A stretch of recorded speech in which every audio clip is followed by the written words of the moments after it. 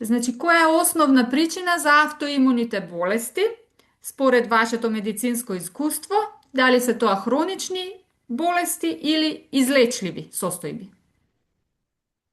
Naučno je dokazana činjenica da nizak nivo vitamina D pokreće neku TH17 aberantnu reakciju koja inicira autoimuni proces. Znači, autoimuni proces, nastanak autoimunog procesa je aktiviran niskim nivom vitamina D. A šta je autoimuni proces? Da objasnim za našu širu publiku. Znači, kada se naš imunitet, naše odbrambene snage koje su tu da nas štite od spoljnog neprijatelja, okreću patološki prema sopstvenom organizmu i počnu da uništavaju sopstvene ćelije, organe i tkiva. Zato se zove autoimuni. I naučno je dokazano da niskim nivom vitamina D se to dešava. Znači, kod bolesti u kojih mi ustanovimo da postoji nizak nivo vitamina D, možemo delovati, nadoknaditi ga i zaustaviti autoimuni proces. To možete da ni kažete za vitamin od D, kako ga vnesuvame v organizmu, na koji način je najdobro da se vnese? Ovako. Vitamin D mi unosimo kao neaktivan oblik provitamin. Moram reći da je vitamin D jedan oblik, on je hemijski sekosteroid, derivat holesterola, ima ga i u biljnom i u životinskom svetu, znači ergokalciferol dolazi iz biljnog sveta, a holekalciferol dolazi iz životinskog sveta. Nema ga baš preterano mnogo, znate, u životinskim namirnicama to su masne ribe, poput lososa, skuše, haringe, sardine, ribljeg ulja i onda mnogi, na primjer, mleko se obogaćuje i još neke žitarice se tehnološkom obradom obogaćuju vitaminom D. Znači, priroda baš nije preterano bila blagodarna, ali nekad su se te ribe više jele masne, jel da? I masni mlečni proizvodi. Danas to baš nije slučaj. Naša neadekvatna ishrana nas dovodi vrlo često do tog deficita. Mi nemamo taj provitamin iz koji posle u koži pod uticajem ultraljubičastih sunčevih zraka, frekvence B spektra. Mi taj ultraljubičasti spektar da imamo neki A spektar i B spektar. Ovaj B spektar zadužen je za pravljenje vitamina D. Prema tome, tu se stvara, znači, prva poluaktivna forma vitamina D. Odmah ću da pojasnim. Znači, da bi taj vitamin, sama reč vitamin znači nešto vitalno važno za organizam, ali ono što je bitno organizmu, on se pretvara posle u hormon kroz neke hidroksilacije, hemijske procese u organizmu. Znači, on se prosto rečeno aktivira i prelazi u hormon kalciferol. Znači, iz te neaktivne forme on prvo dobija OH grupu na 25. poziciji. To je ta poluaktivna forma. I to je ta forma koju mi merimo u laboratorijama.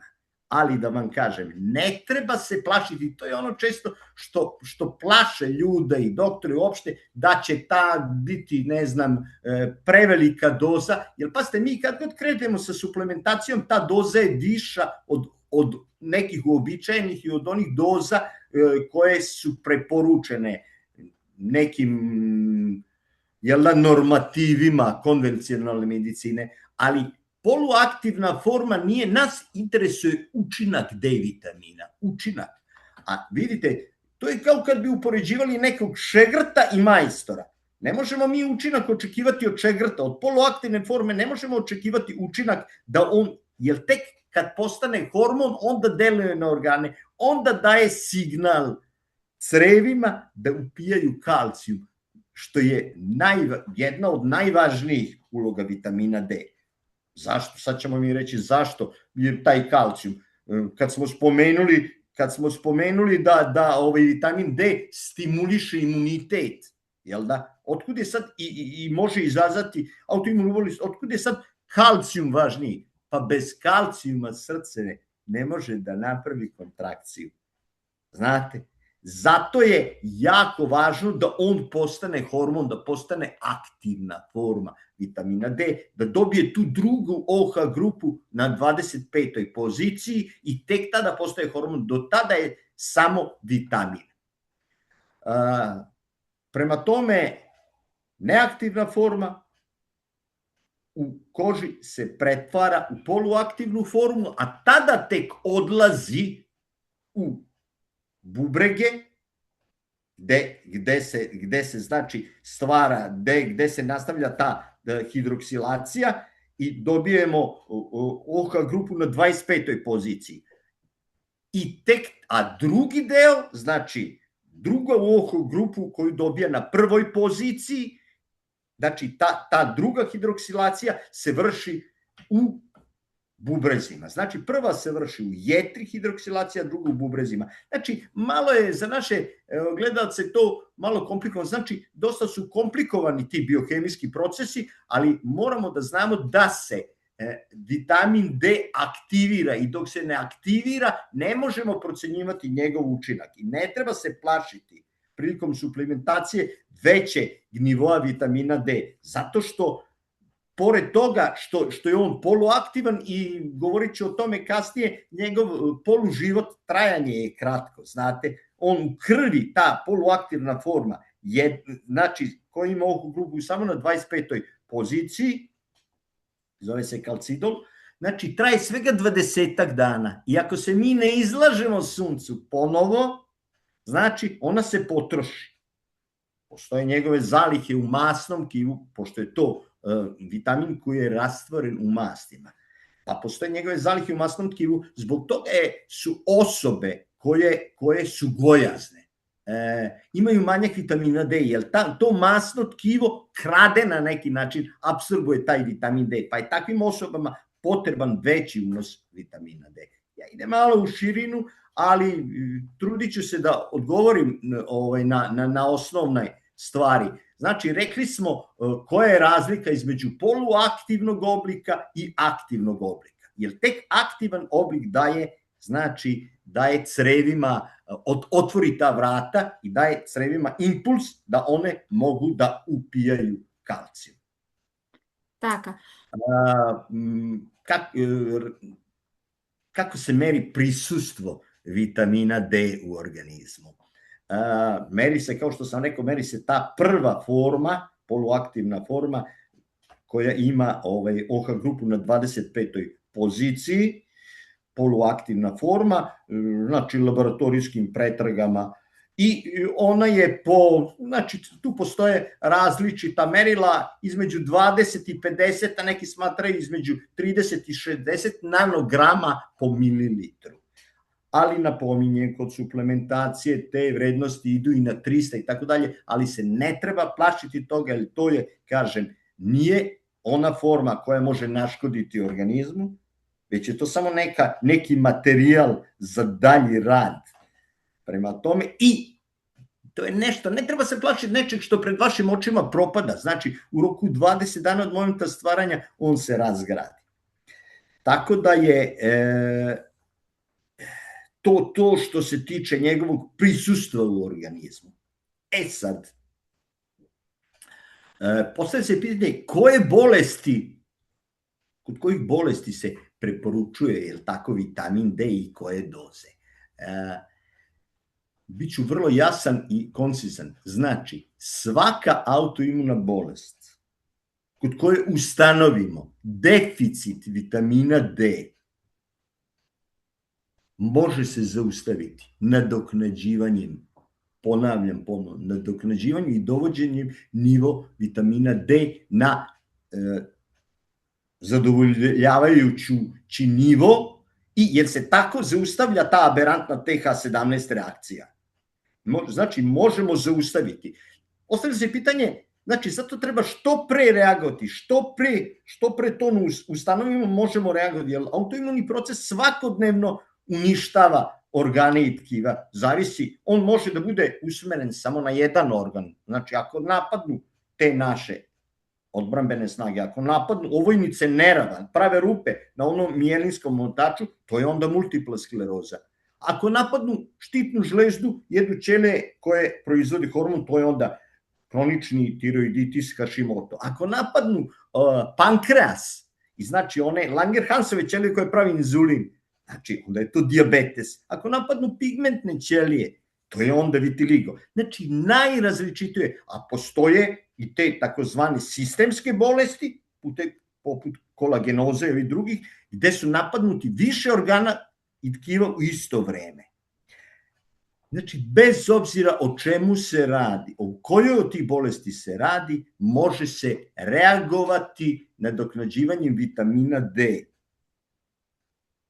Da se taj proces zaustavi. I dogod se suplementacija vrši i održava se nivo vitamina D na zavidnoj granici, proces je stopiran. Sad, zašto govorim da je potrebno na vreme to uraditi?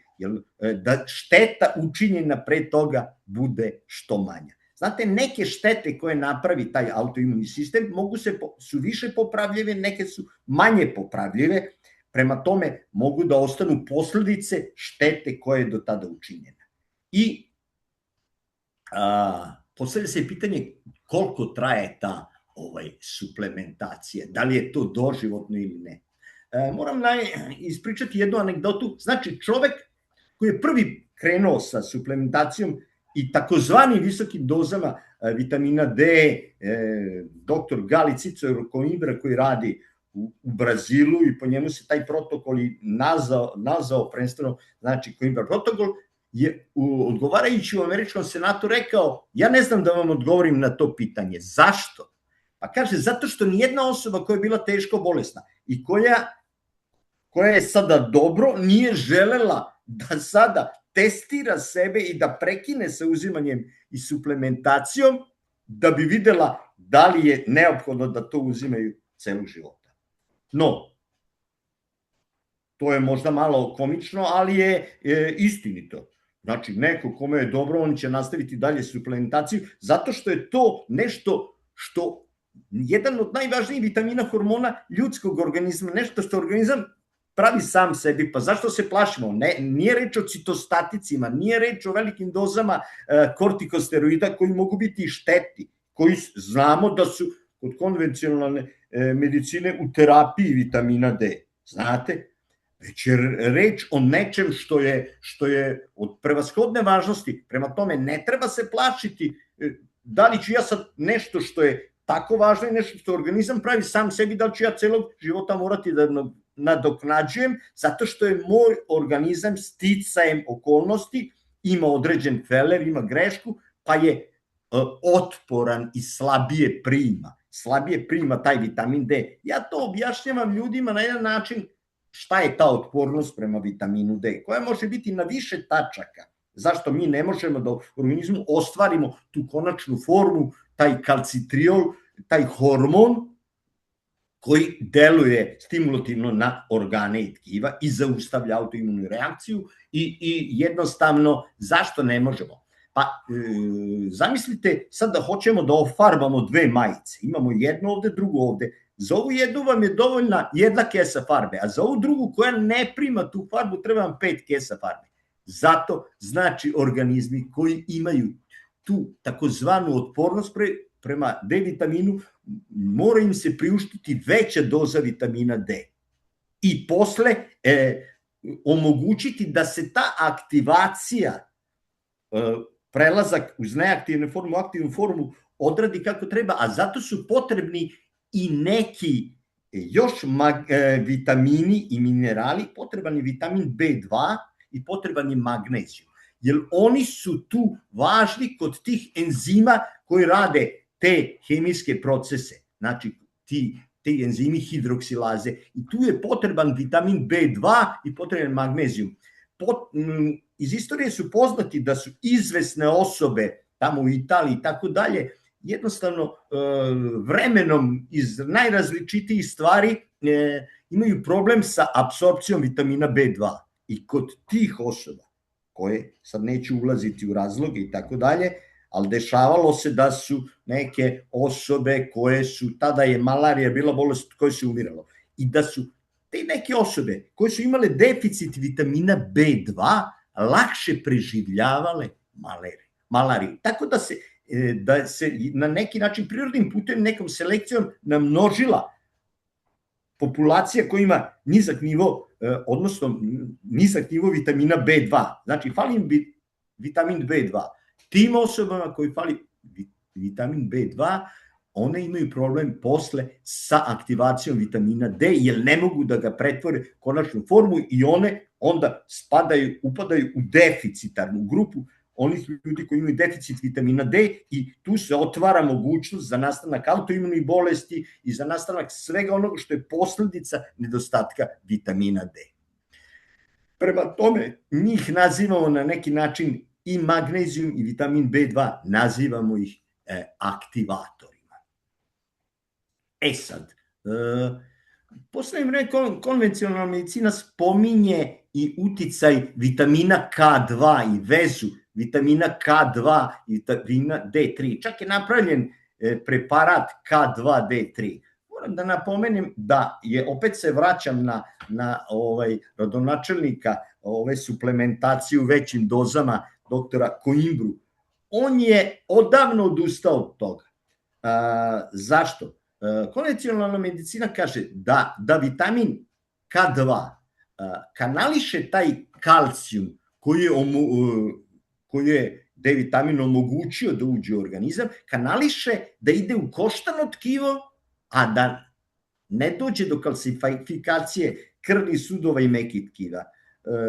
Znate, mnoge stvari koje postoje i koje smo učili ne stoje baš tako. Evo, sad da vam samo, ili se menjaju i tako dalje. Evo, nedavno je Američka organizacija za lekove i otrove okrenula piramidu ishrane i onaj holesterol koji je bio osuđen kao glavni uzročnik kardiovaskularne bolesti su rehabilitovali na neki način. Znači, što smo mi odavno sumnjali, mi neki koji smo se bavili prevencijom kardiovaskularnih bolesti, sumnjali da je to tako. Znači, ono kada su ulja gurnute u prvi plan masti povučene, znači, a nažalost gurnuli nam šećere u raznorazni tehnološke proizvode, jednostavnu ishranu. Znači, uzrok kardiovaskularne bolesti, okrenut ću se samo kratko, nije taj holesterol, on jadnik krpi mesta koje su u krvnim sudovima oštetile razne nokse. U ovom slučaju autoimuni proces kod autoimunih bolesti napravi neku rupu, ošteti intimu krvnog suda. Sad da ne bi taj krvni sud, da ne bi iskrvario, onda dođe holesterol, zapuši rupu, znate. Nije holesterol kriv, kriv je uzročnik koji je napravio štetu, a to su razni otrovi, a u slučaju autoimunog procesa, to je autoimuni proces.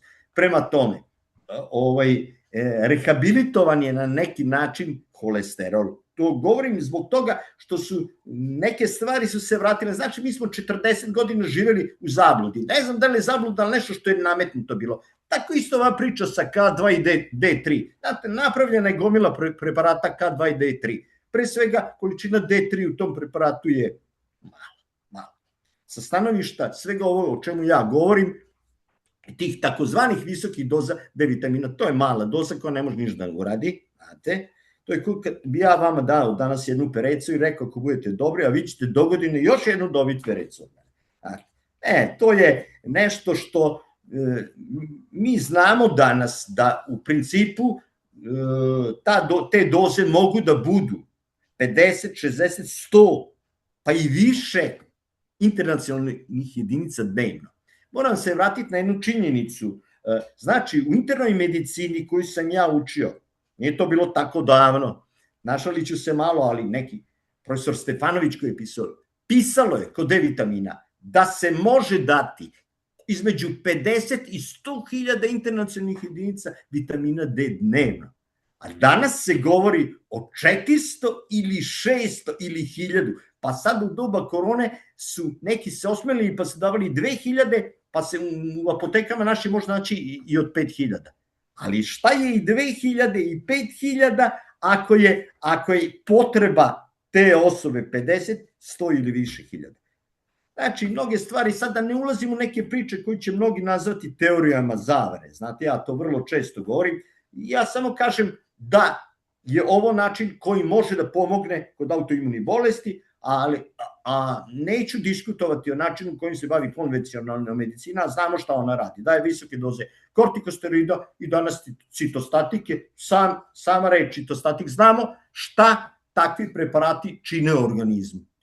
I ono čime se plaši danas svet, kao dobit ćete kamen ako uzimate veliko kolen u bubregu, pa i da dobijete kamen u bubregu, šta je kamen u bubregu pored nekih posledica koju mogu da izazovu citostatici ili velike doze kortikosteroida. Ali nećete dobiti kamen u bubregu. Uslov da se koristi takozvane visoke doze D vitamina je zavidna količina tečnosti. Svako ko pije bar 2 litre vode, što je uslov za ovu terapiju, neće dobiti. Neće dobiti jer će se on rastvoriti. Prema tome, mi za 10 godina u svojoj praksi nismo imali ni jedan slučaj takozvane hipervitaminoze i stvaranja tako dalje. Znači, neću ulaziti u ta plašenja i rekao sam, M je on nestabilan i M se raspada, taj vitamin D3, M uz veliku, jednu solidnu količinu tečnosti, nema šanse, on će biti rastvoren, a pazite, ta količina tečnosti je nešto što čoveku je neophodno potrebno. Mi znate, nismo žedni, a mi kad smo žedni, onda smo već jako žedni. Ja stalno pričam kako smo mi vrlo savršeni, ali tu baš imamo neki fel, znači ne osjećamo tu žeđ, baš kako vidite. Prema tome, ova moda da se nose flašice sa vodom su je jedna od retkih dobrih moda, znači, jer vodu treba nadoknađivati. Mi smo 60% od vode, znate. Prema tome, i to da je voda bila zabranjivana sportistima kad god, to je jedan od najvećih zločina koji je rađen čovječanstvu. Znači, nije se znalo, ali od 80. godina dalje to se zna. Prema tome, mnoge stvari se tu menjaju, mnogim stvarima smo mi u zabludi. Tu smo, da kažemo, pazite, ja sam dugo godina, ja sam specijalista za ishranu i dugo godina se bavim ovim bolestima, i autoimunim bolestima i malignim bolestima i normalno običnim stvarima, znači gojaznostima, mršavostima. Prvi sam na ovim prostorima počeo da govorim o novim trendovima u ishrani, sportisti i tako dalje. Ali hoću da vam kažem da mnoge stvari su se promenule, a mnoge stvari koje baš ne odgovaraju savremenom biznisu se guraju malo pod tepih i tako dalje, jer jednostavno sve ono što donosi profit je dobro. Jeftin lek i to što ćemo mi promenuti stil života i što ćemo biti zbog toga zdravi, to odgovara samo nama. Nismo onda u tom biznisu, nismo potražači, nismo, ali opet da ne bežimo daleko od toga, od osnovnih stvari. Ja bi se vratio znači na priču, znači taj autoimuni proces uzrokovan niskim nivom D vitamina napada raznorazna tkiva. Pa rekao sam, ako napadne štitnu žlezdu, onda napravi hronični tiroiditis ili Hashimoto. Ali mnogo važnija je veza vitamina D i paraštitne žlezde. Zašto? Sad ću objasniti. Znate šta? Paraštitna žlezda luči jedan hormon koji se zove paratiroidni hormon. I ta varijanta je nešto što funkcioniše, pomaže organizmu. Jer pazite, rekao sam, zamislimo, organizam ima otpornost prema D vitaminu. Creva ne mogu da upijaju kalcijum zbog toga. Organizmu fali kalcijum, ne samo kostima, zglobovima, mišićima, noktiju, kosi, već fali srcu. Treba obezbediti kalcijum. Kako, šta? Pa ovaj kompjuter koji je napravio sve kompjutere ovog sveta, zna, ima rezervnu varijantu, ima backup varijantu, ima autokorekt koji postoji, znači kako da popravim ja samog sebe koji je napravljen, pa to je na osnovu nas mišljeno. On luči taj paratiroidni hormon, paratiroidna žlezda luči paratiroidni hormon koji ide iz kostiju, iz globova mišića i svih struktura koje sadrže kalcijum, krade kalcijum. da bi obezbedio srcu. Jer ako srce ne radi, nema života. Ako vi imate slabe kosti, vi ćete slabi i tako dalje, ali ćete živeti. Znači, od primarne važnosti obezbediti kalcijum srcu i paratiroidni hormon onda krade to, pravi osteoporozu, osteopeniju i sve ostalo.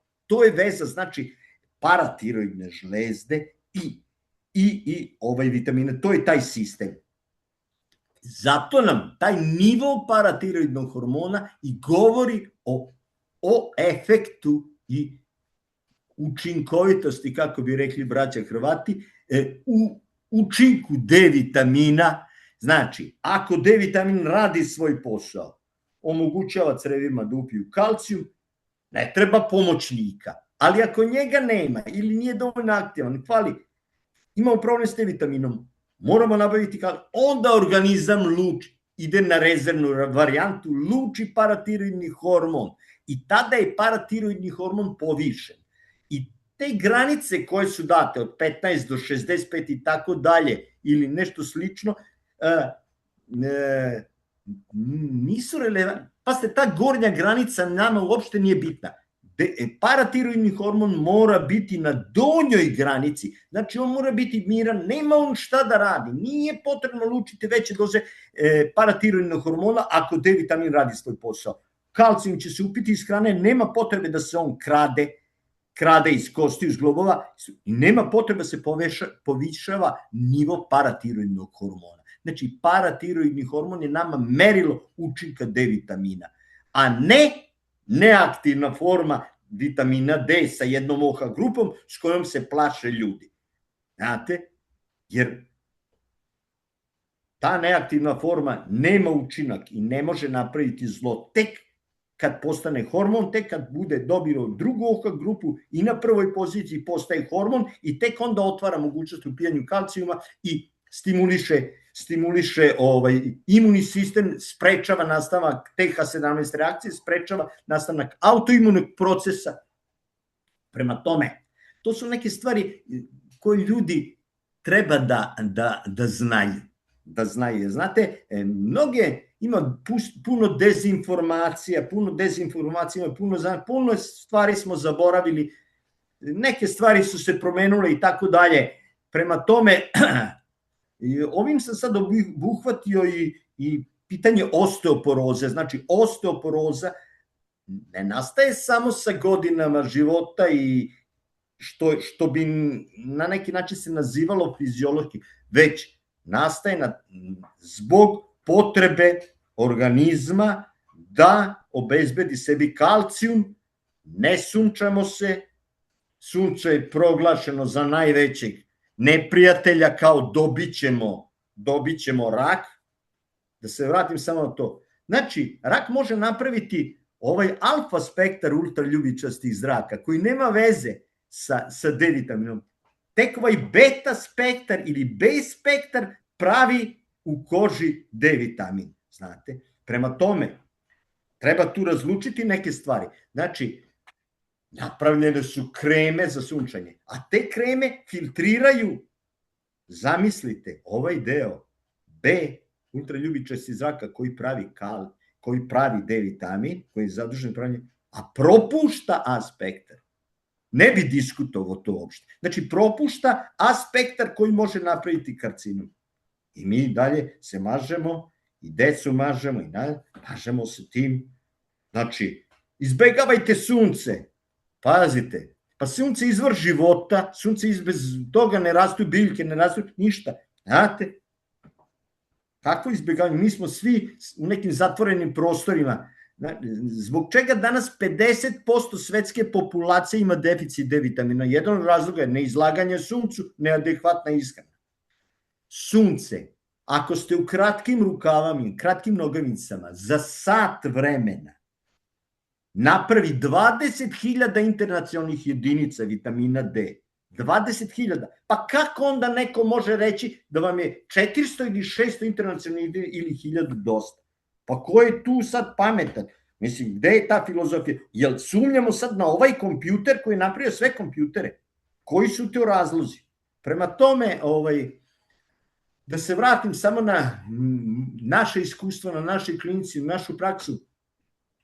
S obzirom da sam specijalista za ishranu, ishrana ulazi u sve pore ljudskog organizma. Mi smo kod svih autoimunih bolesti, kod kojih smo ustanovili deficit vitamina D, išli sa suplementacijom i uspevali i uspevamo da zaustavimo tok, da zaustavimo. Znači, jedno je zaustaviti, drugo izlečenje. Ja ne govorim o totalnom izlečenju, ali zaustaviti nešto i držati pod kontrolom na nekom nivou je isto što i ljudi žive kao normalni ljudi, znači bez defekta, i ne dozvoljavamo da se ta oštećenja produbljuju, znači da se u slučaju multiple skleroze prave dalje rupe na tom omotaču, da se uništavaju Langerhansove ćelije i tako dalje. Znači, velika je stvar, zato treba što pre ustanoviti i što pre reagovati da bi se ta nastala šteta bila što manja. Znači, da bi svi mi imamo neke slabe tačke. Znači, rekli smo 50% populacije ima problem sa D vitaminom i sada, znači, postoji jedna greška, jedan deficit, jedan feler. Sad, da li će doći i kada će doći do autoimune bolesti zavisi od takozvanih okidača. Šta su okidači? To je nešto što inicira. Znači, već je pripremljen teren sa ovim deficitom vitamina D, ali da li će i kada će doći, zavisi od tih okidača. Okidači su najveći, najznačajniji okidač je emocija. Znači, stres, i to emotivni stres. Emotivni stres je najveći okidač autoimunih bolesti. Pored njega, okidači mogu biti razni otrovi, nokse, razno, a pušenje se pod broj 1 stavlja kao okidač broj 2 za pojavu autoimunih bolesti. Znači, a pored njega i razni drugi otrovi mogu biti, ali pušenje je definisano kao iza stresa drugi okidač. Tako isto i česte mokraćne infekcije, one čak remete terapiju koju radimo, suplementacije. Znači, tako da ih treba rešavati i na neki način koliko je mogu izbeći ili što pre ih rešiti, jer isto su kočnica u rehabilitovanju organizma u smislu sanacije D vitamina i njegovih efekata. Sad, spomenuli smo migrenu. Migrena je jedna od posledica, znači jedan simptom koji može biti vezan. Znači, jedna vrsta glavobolje, danas imamo 50-100 uzroka, ali može biti vezana za autoimuni proces i može biti vezana za deficit vitamina D.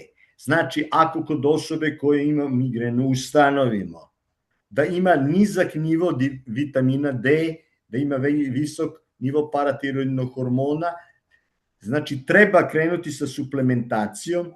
Tu se verovatno nađe da je to samo jedan od simptoma, da on pored toga ima već neki drugi manifestni problem ili policistična jajnika koja je žena, ili već neku manifestnu autoimunu bolest, a sve zavisi kada se otkrije, znate, a možda ima samo migrenu, tako dalje. Treba krenuti sa suplementacijom i dobijaju se pozitivni rezultati. U slučaju moja ćerka imamo mi u familiji taj deficit, to je jedan od razloga našeg dubljeg interesovanja za ovaj problem. Imala je cikluse koji su praćeni ili snažnom migrenom i nakon suplementacije D vitamina ona više nema taj problem migrenoznih glavobolja.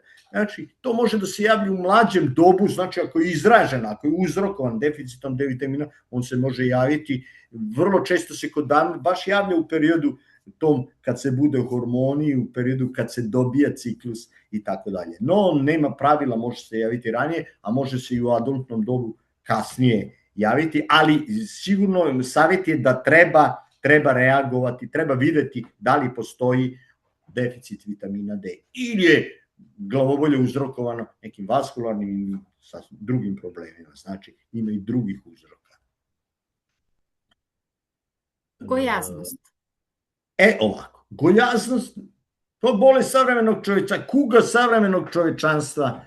Mi smo sami doprinali tome, mnogo stil života, jel da, stil života, smanjena fizička aktivnost, neadekvatna ishrana, ne razmišljamo, mnogo sebi hoćemo da udovoljimo sve što nam se vidi, sve što je lepo i tako dalje, hoćemo većim količinama se jede i tako dalje.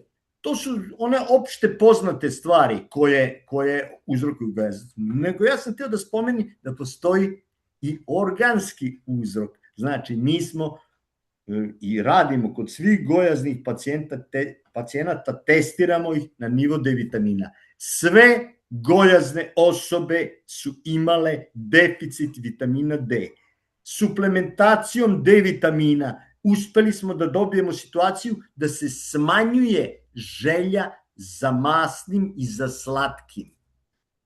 I jednostavno znači kad vi imate sad manju glad i manju želju da jedete ono što ne treba da jedete, vi ste lakši pacijent i onda pravimo, znate, gojaznost je ozbiljna stvar, to se mora baviti individualno sa svakom osobom, opšti postulati se znaju, znači suficit više, unosimo manje, trošimo i tako dalje, ali ko radi, šta radi, kako radi, koliko se kreće, kako živi, mi moramo naći stil života za svaku osobu. Kako će on, nije problem skinuti kile, ljudi skinu 30 kila po koje se 50, trpimo, ljudi koji su bili u logoru su svi omršavili, ali kad su izašli iz logora jedina stvar je rekla, jedino znam da celog života, nikad više neće biti gladan. Znači nije problem regulisati telesnu masu gladovoljnim. Vi morate naći stil života, šta ćete jesti, kako ćete se kretati, šta ćete raditi da se ne osjećate uskraćenim za to, a da normalno funkcionišete i da taj stil života vama rezultira, kažete, eto, može ovako da se živi, nisam gladan, nisam nezadovoljan, a ja, eto, fino, znači, doveo sam liniju. Znači, vidite, mi kad odemo u jedan fini restoran, tamo imate porcije i svima nam bude dosta, znate. Znači da postoji merilo, opšte merilo, šta je porcija, šta je tanjir supe, šta je drugo jelo, šta je dezert. No kod kuće kad je to sve na stolu, jao što si lepo pravila, jao što je, pa ja sam 3 put jeo, znate. Pogotovo osobe koje brzo jedu. Znači, neminovno je važno da se drže porcije, znate. Jer ako brzo jedete, vi ćete za isto vreme pojesti mnogo veću količinu hrane nego što je vama potrebno. Zašto? Zato što ovaj signal koji ide iz raširenog želuca i kaže ja sam sit, sporo putuje do centralnog nervnog sistema i mi kasno postajemo svesni. Znači, mi smo napravljeni tako da polako jedemo. Inače bi taj signal brže putovao. Prema tome, lagano, jelo mora da bude jedan događaj. Moramo da budemo svesni toga, a ne da to bude nabacivanje na brzinu i da je sve drugo važnije i onda kaže debeo sam. A normalno, zato što si ono što je najvažnije radio kako ne treba. U gojaznosti se može mnogo pričati, znači moramo svakom naći priču. Kao kad idete da šijete odelo, pa vam prema meri šijemo, a ne da kupujete konfekcijski. Znači, to se radi na našoj klinici tako što se postavi režim, pa se onda kroz kontrole na 7 dana kontroliše, pa kao kad pravite kulu od peska, malo po malo dorađuje i omogućite pacijentu da što pre uđe u taj kolosek koji treba i da na taj način lagano stvaramo novu naviku na koju će pacijent moći da se navikne. Jer pazite, na patnju, na gladovanje se niko nije navigao, samo je trpeo. A da bi nešto moglo da traje, mora da se stvori navika.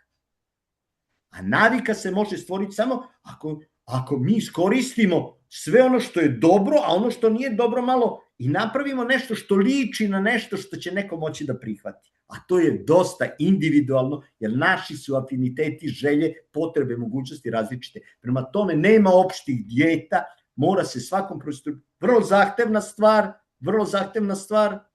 Prema tome, ne može to na brzinu, ne može preko oglasa, ne može, znate, za ozbiljne stvari mora biti ozbiljan pristup, jedna zajednička saradnja I samo to može dati pravi rezultat. Ovo ostalo je sve kratkog veka. Lekuvanje so pomoćna ishrana i suplementi. So pomoćna promjena na ishrana i suplementi. Pazite, suplementi su danas postali ne samo moda, već i jedan predmet trgovine. Znate, da li vam treba suplement ili vam ne treba suplement? Nekad su suplemente koristili samo sportisti, pošto je njima to prvo nametnuto kao povećane potrebe, pa tako dalje. Pazite, ja sam imao tu čast i zadovoljstvo kao jedan od prvih ljudima ili nutricionista na ovim prostorima koji je se bavio ishranom sportista, pa sam radio sa 5 naših nacionalnih selekcija, da ne pominjem. Prema tome, da vam kažem, jako sam bio restriktivan sa upotrebom suplemenata. Znači, samo onda ako treba i koliko treba. Jer danas vam savjetuju, pa vi možete samo, sve treba i sve je dobro, pa samo jesti te tablete, pa treba jesti i hranu, ne. Znači, mora se biti vrlo ograničen. Ako nešto treba, onda treba.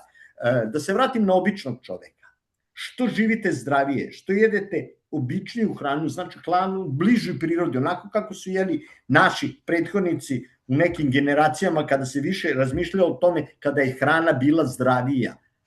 Treba težiti kao organskoj proizvodnji i tako dalje, ali sad to su opet ozbiljna pitanja, ali što prirodnije se hraniti, paziti na količinu hrane, biti fizički aktivan, paziti na režim odmora i života, onda će vam trebati što manje lekova i što manje suplemenata. Neće vas suplement spasti, znate, on neće podići nikakve, on može da vas zaštiti, jer mi smo to još u osnovnoj školi se uči da su minerali i vitamini zaštitne materije, nisu stimulativne materije, oni su neophodni da bi se određeni procesi dešavali i mi ako jedemo hranu njega i tih minerala i vitamina i ti razni materije ima u hrani, samo ako se neadekvatno hranimo, onda se javlja potreba i to onda samo koliko treba. Pazite, uvek je pitanje da li se radi o zdravim osobama ili se radi o bolestima, osobama koji već imaju neki problem. Ako je bolest u pitanju, kao što smo govorili kod autoimunih bolesti, onda je ta suplementacija neophodna. Naročito kod osoba koji imaju jednostavno nesposobnost da prime, na bilo koji način je onemogućena apsorpcija određenih materija. Onda se te materije moraju nadoknaditi i to se zove suplement, znači dodatak. Ali ako nemate problem, onda jedite što zdraviju hranu, pravilno se hranite i što manje će suplementacije biti potrebe. Znači, ovo što ja sad govorim baš ne odgovara trgovcima i prodavcima, ali ako me pitate, to je moje mišljenje i to je ono u što ja verujem i to je istina. A sad, znate, mnogo lakše uzeti samo jednu tableticu, jedne, dve, treba i sad ja ću biti dobar. Znate, da je to tako, onda ne bi, onda ovi astronauti što provode ta vreme u vasioni i tako dalje, nosili bi samo tablete, ne bi nosili hranu. Znate, ja vrlo često pokušavam to plastično objasniti. Znači, na prvom mestu je hrana, a onda ide dodatak ili suplement ako nešto je zaista potrebno. Znači, nisu suplementi osnov, oni su nužna potreba. Ako postoji uzrok.